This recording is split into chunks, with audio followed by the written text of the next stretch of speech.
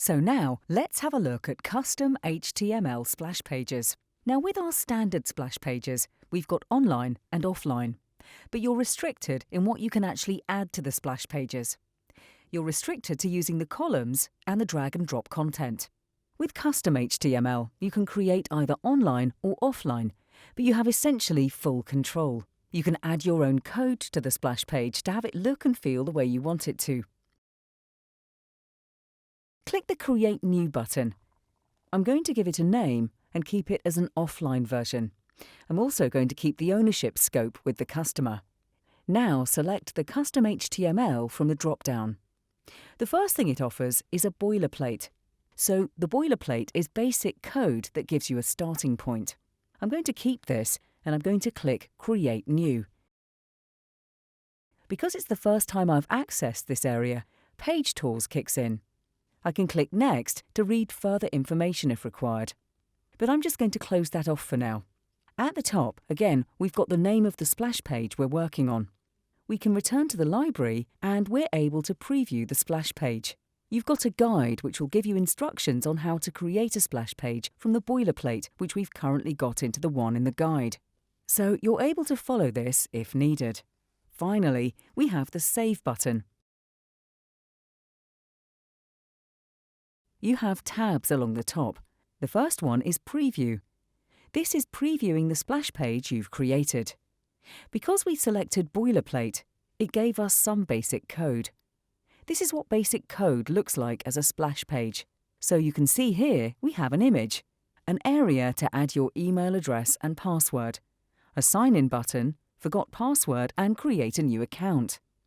You then have the social media login methods. Finally, the ability to select the relevant language. Now this is only a boilerplate, so just basic code. If you click into the HTML tab, there's the code for the boilerplate. But you can now add to this code. You can either type directly within the window, or you're able to upload if you've created externally. We then have an option here called Show Snippets. The Show Snippets area contains code that has already been created with the specific purple elements. For example, authentication form, the languages available. You just need to click on the snippet and drag and drop within the code. When the code is inserted, it will then appear on the splash page. On the preview screen, I've obviously put in the wrong place, so that's why it appears in this way. But hopefully, you would know exactly where to put the code for it to display correctly. We've also got a CSS tab. Here you can add all the different styles, the colouring, fronts, etc. Again, the ability to either directly type into the code box or upload if done externally. You also have the ability to add JavaScript directly into the box or upload.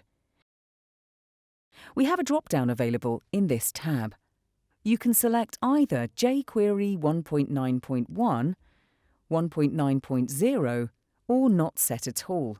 From the Images tab, you can add images here and then refer to those images within the HTML code. Finally, you have a Settings area. Here you can import an Access Journey logo and add a background colour. You can also edit the coding theme that you're working on. Once you've added the relevant code, you can preview to make sure you're happy with the way it looks. You can then save the splash page or save a version if required. But clicking back to the library, you'll then have your custom HTML as well as your standard. And these are now readily available for you to be able to use in an Access Journey.